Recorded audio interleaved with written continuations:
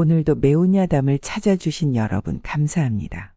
구독과 좋아요를 누르시면 당신에게 항상 행복과 행운이 있을 거예요. 매운 야담 재밌는 이야기 지금 시작합니다. 마을에는 성복이라 불리는 자가 있었답니다. 성복은 생원으로 중년을 넘긴 나이에 기름진 얼굴과 둥그런 배를 하고 있었으며 한량 같은 기질이 있어 늘 유유자적하며 시간을 보냈습니다. 집안은 그럭저럭 넉넉한 편이라 큰일 없이 지냈답니다. 또한 마음이 넓지 못해 사람들은 꽁생원이라고 불렀답니다.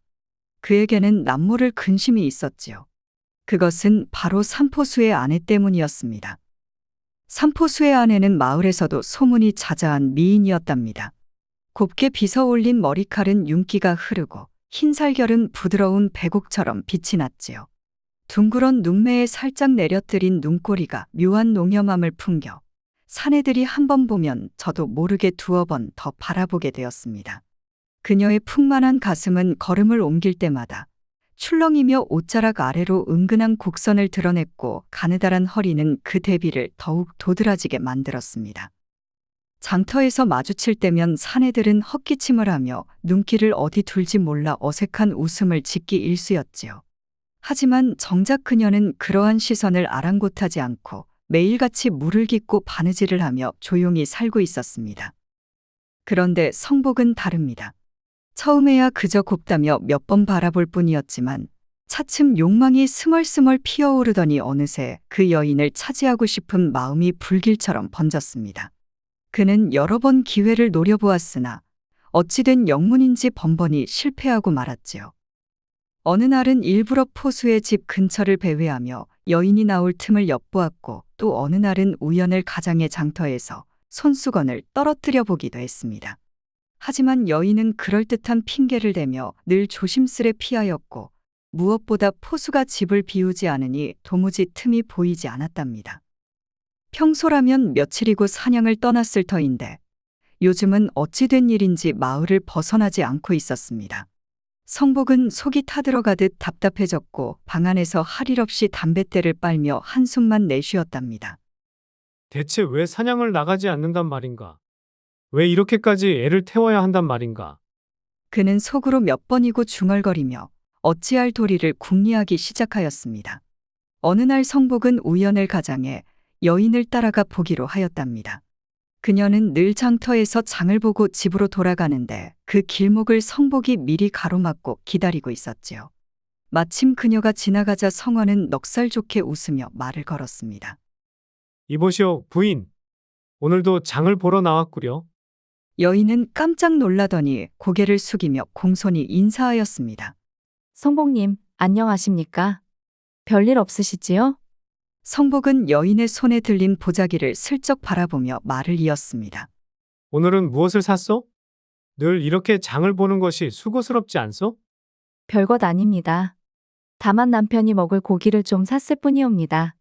성복은 내심 못마땅한 기색을 감추지 못하며 고개를 끄덕였습니다. 남편, 그놈이 대체 언제 떠날 것인가? 이런 생각을 하며 입맛을 다시던 성복은 한층 부드러운 목소리로 말을 건넸습니다.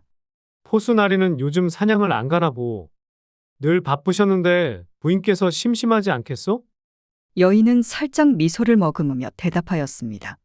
요즘은 사냥터에 맹수가 자주 나타난다 하여 조심하고 있습니다. 그러니 당분간은 멀리 떠나지 않을 듯합니다. 그 말에 성복의 속은 더욱 답답해졌습니다. 하지만 그는 이를 겉으로 드러내지 않고 웃으며 말했습니다. 그렇다면 다행이기도 하겠소. 남편이 곁에 있어 부인께서 든든하시겠지. 여인은 성복의 말뜻을 알아차렸는지 슬며시 고개를 숙이며 입가에 작은 미소를 머금었지요. 그 순간 그녀의 저고리 사이로 깊이 파인 가슴골이 살짝 드러나며 촉촉한 살결이 아른거렸습니다. 성복은 눈을 때려야 뗄 수 없었고 가슴이 쿵쾅거리며 혈기가 솟구치는 것을 느꼈습니다. 그러나 섣불리 다가갈 수 없어 그저 그녀의 옷깃을 스치는 바람을 부러워할 뿐이었습니다. 그날 이후 성복은 더욱 자주 장터를 배회하며 그녀와 마주칠 기회를 노렸습니다. 하지만 여인은 늘 차분한 태도로 성복을 대하였고 성복은 점점 초조해졌지요. 마침내 그는 큰 결심을 하고 한 가지 계략을 꾸미게 되었답니다. 성복은 포수가 집을 떠나야만 이 답답한 속이 풀릴 것이라 여겼습니다. 허나 웬일인지 요즘은 사냥도 가지 않고 마을에 머물러 있으니 속이 타 들어갈 수밖에 없었지요. 그러던 어느 날 성복은 생각 끝에 직접 포수를 불러 이야기를 나누기로 하였습니다. 포수는 집 앞마당에서 활을 손질하고 있었습니다. 성복이 느긋하게 걸어가자 포수는 그를 보고 자리에서 일어났습니다. 아, 성복님. 무슨 일이십니까? 성복은 손을 내저으며 너털 웃음을 지었습니다. 별일은 아니고 자네 요즘 사냥을 나가지 않는 듯하여 궁금해서 왔네. 전에는 산에 자주 가더니 요즘은 영뜸하더군. 포수는 활 시위를 조정하며 대답했습니다. 요즘은 사냥터에 맹수가 많다 하여 조심하고 있습니다. 괜히 위험을 무릅쓰고 가기보다는 때를 기다리는 것이 낫지요. 성복은 고개를 끄덕이며 슬쩍 눈을 흘겼습니다. 허나 사냥을 나가지 않으면 수입이 줄어들 텐데 생활이 어렵지 않겠나? 포수는 피식 웃으며 대답했습니다. 뭐 굶어 죽을 정도는 아니옵니다. 그래도 사냥을 나가야 할 때가 오긴 하겠지요. 이 말을 들은 성복은 기회를 놓치지 않고 말을 건넸습니다. 내가 자네를 돕고 싶네. 사냥을 가고 싶어도 노자가 부족하지 않겠는가? 어차피 자네가 짐승을 많이 잡아오면 그 고기로 마을 장사도 잘 될 것이니 이번에 내가 10만을 빌려주겠네. 포수는 살짝 눈썹을 치켜 올렸습니다. 10만이나 말입니까? 그리 후하게 내주시는 이유가 무엇이옵니까? 성복은 너털 웃음을 터뜨리며 답했습니다. 자네가 잡아오는 짐승의 고기로 나도 이익을 볼 수 있지 않겠나? 그러니 서로 좋지 않겠는가? 포수는 성복의 표정을 살폈습니다. 분명 다른 속셈이 있을 것이란 생각이 들었지요. 그리고 그의 시선이 자꾸만 안채 쪽을 향하고 있음을 눈치챘습니다. 포수는 속으로 쓴웃음을 지으며 일부러 고민하는 척했습니다. 그렇다면 성복님께서 10만을 내어주신다면 제가 사냥에서 돌아와 짐승을 잡을 때 성복님과 나누어 가지는 것으로 하면 어떻겠습니까? 성복은 기다렸다는 듯이 고개를 끄덕였습니다. 그래, 그렇게 하세. 내가 노자는 바로 주겠네. 포수는 깊은 절을 올리며 공손히 말했습니다. 성복님의 은혜를 잊지 않겠습니다. 그러나 그의 마음속에서는 전혀 다른 생각이 떠오르고 있었습니다. 성복이 자기 아내를 탐하고 있다는 것을 모를 리가 없었습니다. 이 기회에 성복이라는 자를 본때를 보여주리라. 포수는 집으로 들어가 아내를 불렀습니다. 여보, 들어보시오. 우리가 이번 기회에 그 한량의 버릇을 단단히 고쳐 놓아야겠소. 아내는 눈을 깜빡이며 남편을 바라보았습니다. 무슨 말씀이십니까? 포수는 성복이 건넨 돈을 흔들며 희죽 웃었습니다. 그러자 아내가 눈살을 찌푸리며 물었습니다. 아니, 이게 웬 돈이요? 성복님이 왜 이렇게 큰 돈을 내어주셨단 말이요? 포수는 껄껄 웃으며 대답했습니다. 그야 내게 사냥을 가라고 주신 것이지. 하지만 그 속셈은 뻔하지 않소? 저 한량이 언제부터 내 사냥 걱정을 해 주었겠소? 아마도 우리가 떠난 사이에 무슨 수작을 부려보려는 것이겠지. 아내는 그 말을 듣고 피식 웃더니 남편의 얼굴을 살폈습니다. 그래서 어찌하실 참이십니까? 포수는 더욱 음흉한 미소를 지으며 돈을 손에 꽉 쥐었습니다. 이 돈을 받았으니 내가 사냥을 떠나는 척할 것이오. 그러면 그 자가 어떻게 나올지 두고 봅시다. 당신은 성복의 마음을 슬쩍 떠보며 유혹하는 듯 굴대 끝까지 자신을 내주지는 마시오. 그러면 이 일이 재미있게 돌아갈 것이외다. 포수의 아내는 그 말에 피식 웃으며 입을 가렸습니다. 그럼 이번에 그분을 한바탕 골려보자는 말씀이십니까? 포수는 장난기 어린 얼굴로 고개를 끄덕였습니다. 한번 시원하게 당해야 다시는 남의 아내를 넘보지 않겠지. 그리하여 성복이 돈을 건네고 좋아하는 사이 포수와 그의 아내는 이미 묘수를 짜고 있었습니다. 포수는 아내와 마주 앉아 조용히 말했습니다. 이제부터 우리도 준비를 해야 하오. 그 한량이 스스로 올 수밖에 없도록 말이오. 아내는 남편의 얼굴을 바라보며 입가에 미묘한 미소를 지었습니다. 어찌하시렵니까? 저 사람이 쉽게 물러설 것 같지는 않은데요. 포수는 느긋하게 웃으며 대답했습니다. 나는 일부러 동네를 돌며 내가 장거리 사냥을 떠난다고 소문을 낼 것이오. 멀리 떠나 오래 머물 거라는 이야기가 퍼지면 그 자는 틀림없이 기회를 노릴 것이지. 아내는 생각에 잠긴 듯 가만히 있다가 남편의 눈을 바라보았습니다. 그렇다면 저는 어떻게 하면 되겠습니까? 포수는 의미심장한 미소를 지으며 말했답니다. 자연스럽게 행동하면 돼요. 언제나처럼 장을 보러 다니고 우연을 가장해 그 자와 마주치시오. 그리고 그 자의 마음을 조금만 떠보시오. 너무 적극적으로 나서지는 말고 오히려 한 걸음 물러서는 듯 보이면서도 은근히 기대하게 만들면 될 것이오. 아내는 고개를 끄덕이며 남편의 말을 곱씹었습니다. 쉽지 않겠지만 그렇게 하겠습니다. 하지만 너무 심한 일은 벌어지지 않게 하셔야 합니다. 아무리 저 한량이 얄미워도 일이 지나치면 안 되지요. 포수는 껄껄 웃으며 아내의 손을 잡았지요. 걱정 마시오. 그 자가 당황할 정도면 충분하오. 다만 이번 일을 계기로 다시는 남의 아내를 넘보지 못하게 만들어야겠지요.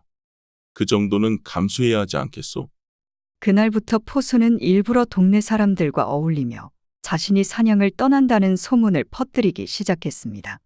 이번에는 멀리 산을 넘어 한양 근처까지 가볼 생각이요. 거기서 사냥을 한번 제대로 하고 돌아오려 하오. 그럼 한동안 마을에 안 계시겠군요.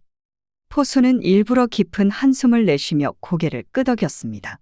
그러게요. 떠나고 싶진 않지만 사냥을 쉬면 벌이가 시원치 않으니 어쩌겠소. 집사람도 홀로 남겨두고 가는 게 걱정이지만 다행히 마을에 좋은 분들이 많으니 잘 보살펴 주시겠지요. 이 말이 퍼지자 마을 사람들은 다들 포수가 정말 떠난다고 믿었습니다. 그리고 이 소문은 어김없이 성복의 귀에도 들어갔습니다. 성복은 이 말을 듣자마자 속으로 쾌재를 불렀습니다. 그러나 성급하게 움직일 수는 없었지요. 그래서 그는 일부러 태연한 표정을 지으며 포수를 찾아갔습니다. 최포수, 이번에 사냥을 멀리 떠난다 들었소. 언제 출발하시오? 포수는 화를 손질하다가 성복을 힐끗 바라보며 대답했습니다. 이틀 후에 떠날 생각이요. 이번에는 멀리까지 가야 하니 한동안 마을에 돌아오지 못할 것이요. 성복은 가벼운 웃음을 띠며 고개를 끄덕였습니다. 그렇군요. 먼 길을 떠나신다니 조심해야겠소. 그런데 부인께서 혼자 계신다니 걱정이 좀 되겠군요. 사내 없이 집을 지키려면 불편한 일이 많지 않겠소? 혹여 무슨 일이라도 있으면 내가 수시로 들러서 도와드리리다. 포수는 속으로 피식 웃으며 일부러 난처한 표정을 지었습니다. 아, 그것이야 고맙지요. 아무래도 사내가 집을 오래 비우면 이런저런 걱정이 많을 테니까요. 성복님 같은 분이 신경 써 주신다면 아내도 든든할 것이요. 성복은 포수가 경계를 풀었다고 생각하며 내심 만족스러워했습니다. 포수는 일부러 담뱃대를 길게 빨며 한숨을 내쉬었습니다. 집을 떠날 때마다 늘 걱정이 앞서. 그래도 마을에 믿을 만한 분들이 많으니 마음이 놓입니다. 성복님께서 자주 들러주신다면 그보다 더 좋을 것이 없지요. 성복은 미소를 감추지 못하고 연심 고개를 끄덕였습니다. 이제는 틀림없다. 저 포수놈이 떠나기만 하면 모든 것이 내 뜻대로 될 것이다.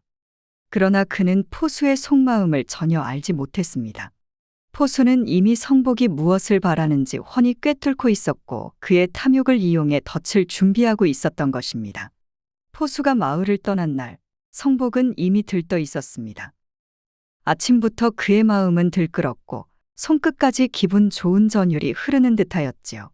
마치 오래 굶주린 고양이가 방심한 참새를 노리는 것처럼 그는 의기양양하게 거리를 활보하였습니다. 그는 조심하는 척하며 천천히 걸었으나 속마음은 이미 달려가고 있었습니다. 오랜 기다림 끝에 드디어 포수가 떠났고 이제야 한껏 밀고 당길 수 있는 기회가 찾아왔기 때문이지요. 성복은 머릿속으로 여러 번 그 순간을 상상하였습니다. 기껏해야 몇 마디 주고받고 여인은 부끄러운 듯 시선을 내리깔겠지요. 하지만 그 눈 속에는 거부할 수 없는 유혹이 서려 있을 것이 분명했습니다.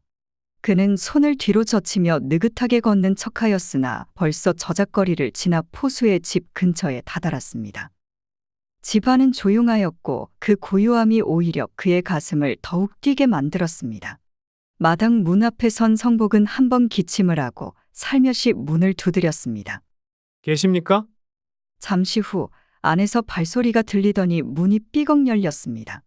그리고 그곳에는 성복이 밤마다 머릿속에서 그리던 바로 그 여인이 서 있었습니다. 어머, 생원님이 어인일로 여길? 여인은 한껏 차려입고 있었습니다. 평소보다 더 단정한 옷차림이었으나 그 단정함 속에서도 묘한 새끼가 흘러넘쳤습니다. 저고리는 몸에 꼭 맞아 굴곡을 드러냈고 목덜미에서 은근한 향이 풍겼지요. 무엇보다 그녀의 가슴은 살짝 숙이는 동작에 맞춰 출렁이며 성복의 시선을 사로잡았습니다. 포수나리가 떠나셨다 하여 혹여나 부인이 불편하지 않을까 해서 들렀습니다. 성복은 일부러 점잖은 체하며 말을 했습니다. 하지만 눈길은 자꾸만 여인의 저고리 아래로 향했고 입안이 바짝 말라왔습니다. 여인은 입가에 옅은 미소를 머금고 고개를 살짝 숙이며 대답했습니다. 성복님께서 걱정해 주시니 감사할 따름이지요. 부디 안으로 들어오시지요. 그 순간 성복의 심장은 요란하게 뛰었습니다. 이 모든 것이 그녀가 보내는 신호로 보였지요. 성복은 안으로 들어서며 문득 그녀의 팔이 자신의 옷깃에 살짝 스치는 것을 느꼈습니다. 그것이 우연인지 아니면 의도된 것인지 판단할 겨를도 없이 그는 이미 확신하고 있었습니다.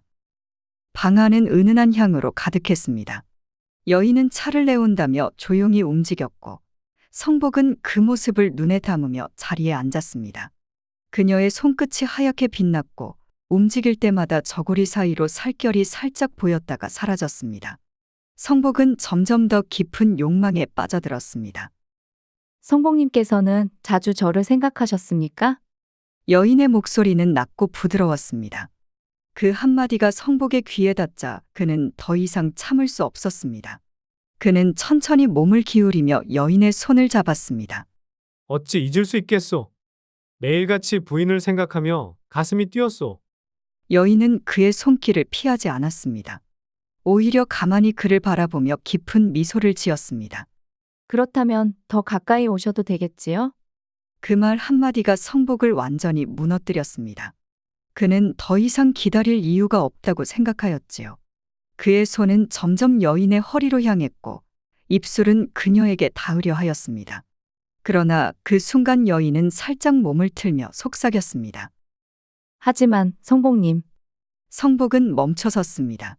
그녀의 입술 끝에는 의미를 알 수 없는 미소가 번지고 있었습니다.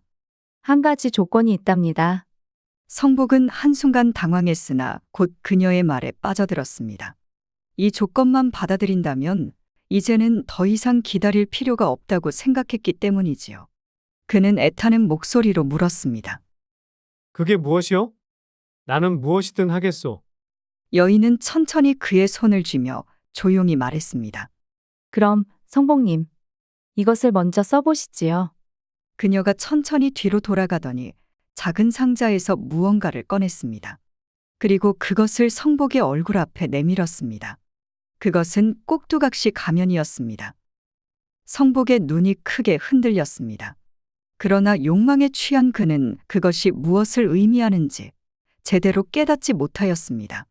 성복은 여인의 손에 들린 가면을 바라보며 잠시 멈칫하였습니다. 꼭두각시 가면이라니 기묘한 물건이 아닙니까? 희번덕한 눈과 과장된 입술 그리고 기묘하게 뒤틀린 미소를 머금은 그 모습이 어딘가 섬뜩하기까지 하였지요. 그러나 여인은 그런 성복을 보며 부드러운 미소를 띄었습니다. 성복님, 이건 제게 참 중요한 물건이랍니다. 여인은 손끝으로 가면을 매만지며 조용히 말했습니다. 성복은 미심쩍은 눈으로 그녀를 바라보았습니다. 이것이 무엇이기에 그렇게 말씀하시오? 여인은 살짝 머뭇거리더니 마치 부끄러운 듯 얼굴을 붉히며 속삭였습니다. 사실 남편과 함께 할 때도 저는 이 가면을 써야 한답니다. 성복은 순간 귀를 의심하였습니다. 뭐라 하였소? 여인은 수줍은 듯 고개를 살짝 숙이며 가느다란 한숨을 내쉬었습니다. 이게 없으면 저는 기운이 잘 돌지 않는답니다. 꼭 이 가면을 써야만 제대로 즐길 수 있거든요. 그 말에 성복은 침을 한 번 삼켰습니다. 머릿속이 복잡해졌지요. 평생을 살아오면서 별별 기이한 취향을 가진 여인들을 들어보긴 했지만 이런 경우는 처음이었습니다. 그러나 여인의 표정에는 단호함이 서려 있었습니다. 마치 이것 없이는 절대 허락할 수 없다는 의지를 내비치는 듯하였지요. 성복은 잠시 고민에 빠졌습니다. 도대체 이 가면을 쓰고 어찌 하겠다는 것인가? 얼굴을 가린 채로 애정을 나눈단 말인가? 그러나 그는 오래 망설이지 않았습니다. 이미 눈앞의 여인을 차지할 수 있다는 생각에 마음이 들떠 있었기 때문이지요. 정말 그래야만 한단 말이오? 여인은 조용히 고개를 끄덕였습니다. 그리고 한 걸음 다가서더니 성복의 손을 살며시 잡았습니다. 부드러운 손끝에서 따뜻한 체온이 전해졌습니다. 성복님, 저를 원하신다면 이 가면을 쓰셔야 합니다. 그녀의 목소리는 낮고 달콤하였습니다. 성복은 두근거리는 가슴을 부여잡으며 마침내 결심을 내렸습니다. 알겠소. 그렇다면 써버리다. 그 말이 떨어지자 여인의 입꼬리가 미묘하게 올라갔습니다.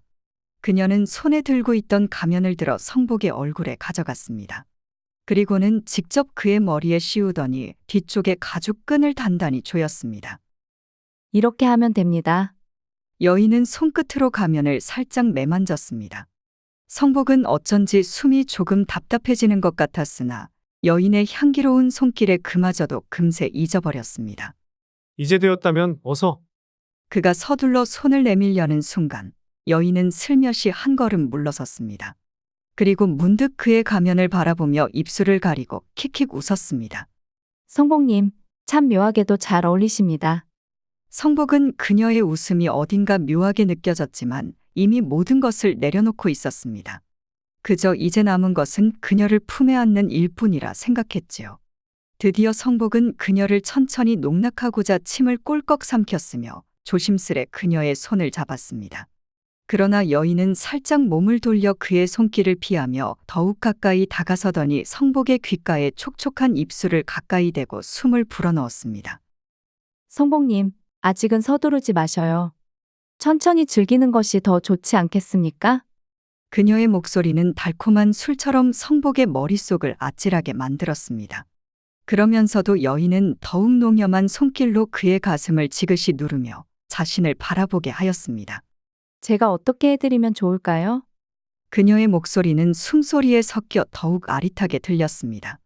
성복은 더는 참을 수 없었습니다. 그의 손이 그녀의 허리를 감싸려는 순간 여인은 장난스럽게 그의 손을 잡아채더니 부드러운 손끝으로 성복의 손목을 타고 올라왔습니다. 하지만 성복님, 아직은 준비가 필요합니다. 그녀는 그의 가면을 쓰다듬으며 다시 한번 그의 귓가에 속삭였습니다. 이 가면을 쓰고 있으면 더 특별한 기운이 흐를 거예요. 그녀의 손길이 점점 더 농밀해질수록 성복의 숨은 더욱 가빠졌습니다. 그는 더는 망설이지 않았습니다. 그녀가 원하는 대로, 그녀가 말하는 대로 따르기만 하면 모든 것이 그의 것이 될 것만 같았습니다. 그러나 그는 몰랐습니다. 그 순간 가면 뒤에서 스스로를 향해 조여오는 덫을 이미 단단히 뒤집어 쓴 것을. 성복은 마침내 모든 것이 자신의 뜻대로 되어간다고 믿었습니다. 여인은 농염한 미소를 머금으며 그의 가면을 조심스레 매만졌고 그 손끝이 부드러운 바람처럼 성복의 뺨을 스쳤지요. 숨소리는 점점 더 거칠어졌고 온 방 안에는 묘한 긴장감이 감돌았습니다. 이제 성복님은 저만 바라보셔야 합니다. 여인의 목소리는 촉촉하게 젖어 있었고 성복은 더 이상 아무것도 생각할 수 없었습니다. 마치 한껏 취한 듯 그는 그녀의 부드러운 손길에 이끌려 점점 더 깊이 빠져들었지요. 그러나 바로 그 순간 쿵! 방문이 요란하게 열리며 거친 발소리가 들려왔습니다. 성복은 순간 몸을 움찔하였고 여인은 마치 놀란 척하며 황급히 뒷걸음질 쳤습니다. 어떤 놈이 감히 내 집 반방에서 이러고 있단 말이냐. 우렁찬 목소리와 함께 포수가 문턱을 넘어서 방 안으로 뛰어들었습니다. 그는 손에 묵직한 몽둥이를 움켜쥐고 있었고 얼굴에는 분노가 서려 있었습니다. 성복은 숨이 턱 막혔습니다. 도저히 있을 수 없는 일이었지요. 분명 포수는 멀리 사냥을 떠난 줄로만 알았는데 어떻게 이렇게 갑작스레 돌아온 것인가. 아이고, 저 도둑놈을 보아라. 내 없다고 감히 내 안방을 더럽히려 들어왔구나. 포수는 성난 황소처럼 성복을 향해 달려들었고 성복은 본능적으로 뒤로 물러섰습니다. 그러나 그는 방 안구석에 몰려 있어 도망칠 곳이 없었습니다. 더욱이 얼굴에는 아직도 꼭두각시 가면이 단단히 묶여 있어 숨이 막히는 듯했지요. 자네, 아니, 이건 성복은 더듬거리며 변명하려 했지만 그의 입에서 나온 목소리는 이상하게 변형되어 있었습니다. 꼭두각시 가면이 그의 음성을 기괴하게 왜곡시켜 사람의 말이라기보다 어딘가 기이한 잡음처럼 들렸습니다. 도둑이야. 이놈을 당장 잡아라. 포수는 일부러 크게 외치며 몽둥이를 휘둘렀습니다. 성복은 기겁하여 몸을 웅크리며 피하려 했지만 갑자기 여인이 비명을 질렀습니다. 살려주세요. 이자가 저를 해치려 했어요. 그 말이 떨어지기 무섭게 포수는 성복의 등을 후려쳤습니다. 둔탁한 소리와 함께 성복은 앞으로 고꾸라졌지만 곧바로 일어나 비틀거리며 도망가려 했지요. 그러나 얼굴에 단단히 묶인 가면이 틀어져 앞이 뿌옇게 가려졌고 제대로 달아나기도 어려웠습니다. 이놈이 감히 내 집 안에서 이런 짓을. 내 놈 간덩이가 부었구나. 포수는 성난 황소처럼 몽둥이를 휘둘렀고 성복은 비명을 참으며 허둥지둥 피하려 했습니다. 하지만 가면이 흘러내려 앞을 볼 수가 없었고 엉겁결에 방 안의 기둥에 이마를 쾅 박고 말았습니다. 눈앞이 핑 돌았지만 뒤에서 몰려오는 몽둥이질을 피하려면 무조건 앞으로 나아가야 했습니다. 성복은 마구잡이로 팔을 휘저으며 몸을 던졌지만 이번에는 문턱을 제대로 넘지 못해 발이 걸려 문지방에 엎어졌습니다. 이를 본 포수와 여인은 웃음을 참으려 했으나 결국 배를 잡고 웃고야 말았습니다. 아이고, 저 도둑놈이. 가면을 쓰고 도망도 못 가시네. 여인의 조롱 섞인 웃음이 성복의 귀에 박혔고 그는 분노와 수치심에 몸이 떨렸습니다. 하지만 지금은 변명할 겨를도 없었습니다. 그는 필사적으로 기어가듯 일어나 문을 열려 했지만 등짝에 다시 한번 묵직한 충격이 가해졌습니다. 거기 서라, 이놈. 어디 감히 도망을 쳐. 포수는 몽둥이를 높이 들고 다시 달려들었고 성복은 그제야 죽을 힘을 다해 문을 열고 밖으로 내달렸습니다. 그러나 그의 악몽은 이제 막 시작된 것이었습니다. 성복은 온 힘을 다해 뛰었습니다. 하지만 얼굴에는 아직도 꼭두각시 가면이 단단히 묶여 있었고 시야가 흐릿하여 제대로 길을 찾기가 어려웠습니다. 포수는 그 뒤를 따라 마당으로 뛰쳐나오며 소리쳤습니다. 도적놈이 성복의 집으로 달아난다. 도둑이야. 그 외침은 어둠 속을 뚫고 메아리쳤습니다. 이 말이 들리자 마을 사람들은 하나둘씩 집 밖으로 뛰쳐나왔습니다. 밤마시를 나섰던 이들도 막 잠자리에 들려던 이들도 무슨 일인가 싶어 등불을 들고 거리로 모였습니다. 뭐라? 도둑이 성복 집으로 달아났다고? 이런 망할 놈. 당장 몽둥이를 들고 가보세. 그 말이 퍼지자마자 마을 사람들은 각자 들고 있던 지게 막대며 장작개비를 움켜쥐고 성복이 달려가는 방향으로 쏜살같이 몰려들었습니다. 성복은 숨이 턱 밑까지 차오른 채 겨우 집 앞에 다다랐습니다. 가면이 땀에 젖어 얼굴에 들러붙고 숨이 막힐 듯 갑갑했지만 벗을 겨를도 없었습니다. 그저 문을 박차고 들어가 소리쳤습니다. 문을 닫아. 문을. 그러나 집안 사람들은 졸지에 앞마당으로 뛰어든 괴상한 자의 모습을 보고 기겁했습니다. 꼭두각시 가면을 쓴 남자가 헐레벌떡 뛰어오더니 허둥지둥 문을 닫으려 하고 있었던 것입니다. 으악! 귀신이다. 무슨 요망한 도적이 우리 집으로 들어오는 게냐? 한바탕 소동이 벌어졌습니다. 마침내 마당으로 뛰쳐나온 집안 사람들은 성복을 알아보지 못하고 사정없이 몽둥이를 휘둘렀습니다. 성복은 필사적으로 팔을 휘저으며 변명하려 했지만 그의 목소리는 가면에 가려져 이상하게 변형되었고 사람들은 더욱 격분하여 그를 때렸습니다. 이놈 잡아라. 도둑놈이다. 집안 사람들의 외침이 퍼지며 성복의 집 앞에는 더욱 많은 마을 사람들이 몰려들었습니다. 사람들은 저마다 몽둥이를 들고 괴이한 모습의 도적을 향해 덤벼들었습니다. 어디서 이런 불안당이 들어와 날뛰는 게냐? 때려. 도둑놈을 그냥 놔둘 수 없다. 성복은 온몸으로 날아오는 몽둥이 세례를 맞으며 간신히 땅바닥을 기어 도망치려 했습니다. 하지만 뒤에서는 여전히 포수가 외치고 있었습니다. 저놈이 바로 그놈이야. 잡아라. 사람들은 더욱 흥분했습니다.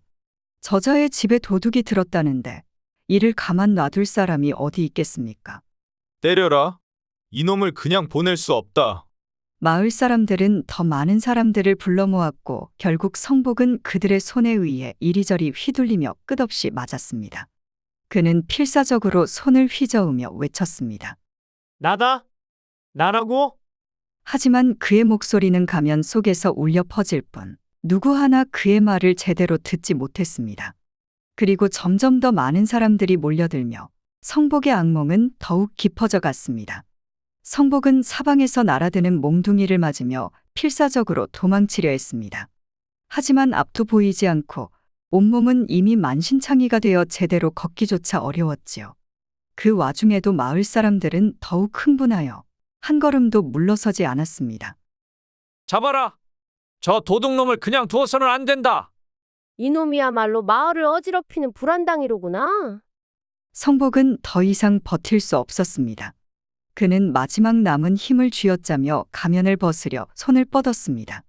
그러나 가죽끈이 단단히 묶여 있어 손만 허우적거릴 뿐이었지요. 이대로는 죽을 수도 있다는 공포가 엄습해 왔습니다. 으악! 살려주시오. 나라고? 성복은 필사적으로 소리쳤지만 가면 속에서 변형된 목소리는 더욱 괴이하게 울렸습니다. 그러자 한 마을 사람이 그의 가면을 덥석 잡고는 획 잡아당겼습니다. 이놈의 가면부터 벗겨보자. 끼익! 기묘한 소리가 나며 가면이 벗겨졌습니다. 순간 모두의 손이 멈추었습니다. 한 치 앞도 가늠할 수 없던 밤, 마당을 가득 매운 등불 아래서 드러난 얼굴은 다름 아닌 성복이었습니다. 마을 사람들은 멍하니 그를 바라보았습니다. 어라, 저거 성복님 아니야? 아니, 이게 어찌 된 일이야? 순간 마을에는 정막이 감돌았습니다. 모두가 멍한 표정으로 서로를 바라보다가 곧 누군가 터진 웃음을 참지 못하고 킥킥거리기 시작했습니다. 푸아. 아이고, 우리 성복님이 왜 이러고 계십니까? 아니, 이게 대체 무슨 꼴이란 말이요? 이내 마당 곳곳에서 폭소가 터져나왔습니다. 사람들은 배를 잡고 웃음을 참지 못하며 땅을 치며 뒤로 나가 떨어졌습니다. 아니, 우리 성복님이 가면을 쓰고 도둑처럼 뛰어다니다니? 설마 이 가면이 없으면 기운이 돌지 않는단 말이 사실이었단 말이요. 한바탕 조롱이 쏟아지는 가운데 성복은 그제야 얼굴을 감싸 쥐고 털썩 주저앉았습니다. 이보다 더한 망신이 있을까? 그는 더 이상 버티지 못하고 집안 사람들의 손에 이끌려 겨우 방 안으로 끌려 들어갔습니다. 그러나 그의 굴욕은 거기서 끝이 아니었습니다. 아니, 도둑인 줄 알았는데 성복님이었어? 그런데 왜 꼭두각시 가면을 쓰고 있었대? 사람들의 입에서 이야기는 순식간에 퍼져나갔습니다. 처음에는 성복이 도둑으로 몰려 도망쳤다였던 소문이 이튿날에는 성복이 꼭두각시 가면을 쓰고 밤에 몰래 기어들었다가 되었고, 사흘이 지나자 성복이 이상한 가면을 쓰고 여인을 겁탈하려다 들켰다로 변질되었습니다. 사람들은 장터에서 마주칠 때마다 키득거리며 그를 쳐다보았고, 아이들은 길가에서 몰래 그의 이름을 부르며 가면 흉내를 내었습니다. 가면 성복 나가신다. 우리 성복님 가면 없으면 힘이 안 나신다던데? 그 소문이 퍼지면서 마을에서는 가면을 쓴 도적이라는 이야기가 우스갯소리로 자리 잡게 되었고, 성복은 더 이상 마을에서 고개를 들고 다닐 수 없었습니다. 그렇게 성복은 집 밖을 나서지 못한 채 창문 틈으로 마을 사람들의 웃음소리를 들으며 더욱 깊은 수치심에 빠져들고 말았습니다. 포수는 마당에 걸터앉아 밤하늘을 올려다보았습니다. 가을바람이 선선하게 불어왔고 저 멀리서 개 짖는 소리가 들려왔지요. 그는 막걸리 한 사발을 들이켜더니 터져나오는 웃음을 참지 못하고 배를 잡고 웃었습니다. 푸아하. 우리 생원님 그 꼴이 되고도 아직 집 안에서 나오지 못한다더군. 그의 아내는 옆에서 곡식을 다듬으며 피식 웃었습니다. 그야 그렇게까지 두들겨 맞았으니 어찌 밖을 나설 수 있겠어요? 마을 어귀에 나갔다간 아이들까지 달려들어가면 흉내를 낼 텐데요. 포수는 생각만 해도 통쾌한 듯 껄껄 웃으며 아내의 어깨를 감싸 안았습니다. 아, 이거 그동안 한량처럼 굴던 성복의 버릇을 아주 단단히 고쳐놨지 않소? 어찌 그리 꼴이 우습던지. 꼭두각시 가면을 쓰고 허둥대는 꼴이라니. 내가 사냥해서 잡은 노루도 그보단 우아하겠소. 아내는 입을 가리고 웃으며 포수의 품에 기대었습니다. 그러게요. 그런데 정말 웃긴 건 그 사람이 가면을 쓰고 있다가도 도망칠 생각은 못하고 허둥댔다는 거죠. 정말 그렇게까지 여자가 좋았을까요? 포수는 아내를 바라보며 장난스럽게 가면을 집어들었습니다. 그 가면은 아직도 방 한 구석에 남아 있었고 등불 아래서 기묘한 미소를 짓고 있었습니다. 그러고 보니 이 가면이 정말 힘이 있는 것인지 시험해볼까? 포수는 농담조로 말하며 가면을 흔들었고 아내는 눈을 가늘게 뜨며 미소를 지었습니다. 그래요? 그럼 정말로 가면이 특별한 기운이 있는지 시험해 볼까요? 그녀는 천천히 가면을 빼앗아 들고 장난기 가득한 미소를 머금었습니다. 포수는 눈썹을 치켜 올리며 그녀를 바라보았지요. 설마 진짜로 쓴다는 거요? 아내는 대답하지 않았습니다. 대신 부드러운 손끝으로 가면을 얼굴에 올리더니 천천히 포수를 향해 다가왔습니다. 포수는 그녀의 의도를 알아채고 느긋한 미소를 지으며 그녀를 끌어안았습니다. 그 밤, 마당의 등불 아래에서는 꼭두각시 가면을 쓴 여인의 조용한 웃음과 포수의 거친 숨소리가 어우러졌습니다. 가면을 쓴 채 다가온 아내는 그의 무릎 위에 걸터 앉으며 장난스럽게 속삭였습니다. 이제야 진짜 가면의 힘을 시험해 볼 수 있겠군요. 포수는 그녀의 허리를 단단히 감싸며 입가에 웃음을 머금었습니다. 그렇다면 정말 기운이 도는지 확인해 봐야겠지. 아내는 가면 너머에서 입술을 살짝 내밀며 그의 목덜미를 감쌌고 바람처럼 부드러운 손끝이 그의 옷깃을 더듬었습니다. 포수는 그녀의 허리를 더욱 당기며 그저 웃음 대신 뜨거운 열기로 답했지요. 가면은 그녀의 얼굴을 가려 감정을 더욱 알 수 없게 만들었으나 손끝으로 전해지는 떨림과 몸의 곡선이 모든 것을 말해주고 있었습니다. 정말 이 가면이 기운을 돋워주는 것 같네요. 그녀의 속삭임과 함께 두 사람의 몸이 더욱 가까워졌고 촛불이 흔들리는 밤 뜨겁고도 은밀한 순간이 깊어갔습니다.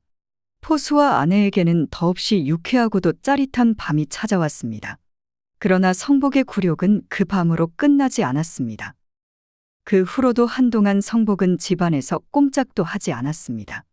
대문을 나서기만 하면 아이들은 가면을 만들어 쓰고 따라다니며 흉내를 냈고 어른들은 장터에서 막걸리를 나누며 그 이야기를 웃음 삼아 떠들어댔습니다.